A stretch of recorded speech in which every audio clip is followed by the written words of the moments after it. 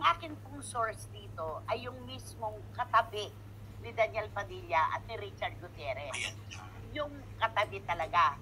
Maaari pong ang kanyang kwento ay pabor kay Daniel at kay Richard, pero ang amin pong ilalatag sa inyo at itatawid, yung kung ano ang nakita nila habang nandun pa sa ibaba sa ballroom pa. Nananahimik daw po. At saka, pauna lang po ilalabas po natin si Catherine Bernardo dito sa kwentong ito. Hindi po siya kasali dito. Hindi po kasali si Catherine Bernardo. Kaya huwag nating idamay yung tao dahil wala siyang kinalaman dito. Ayun, maliwanag.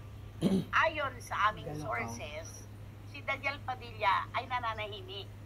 Biglang lumapit sa kanya si Kyle Echari. At meron silang pinag-usapan na parang tumigas yung salita nung Kyle kay Daniel. Tahimik si Daniel may umaali-aligid si JK Labajo. Si JK, papuso-puso, na parang upakan mo na.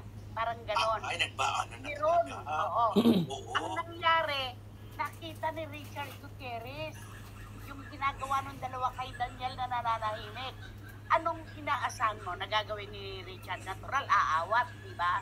Natural, gas. Natural, aawat pa. Oo. Aawat siya. Alam mong ginawa sa kanya ni J.K. Labajo? Bakit ka nandito? Sabi niya, ano gusto mo? Ay, hinamo ng tungtungan, ng tapang.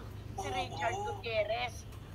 Mga kapatid, kailangan pa po namin ilarawan sa inyo kung gaano kagaling sa action scenes itong si Richard Gutierrez.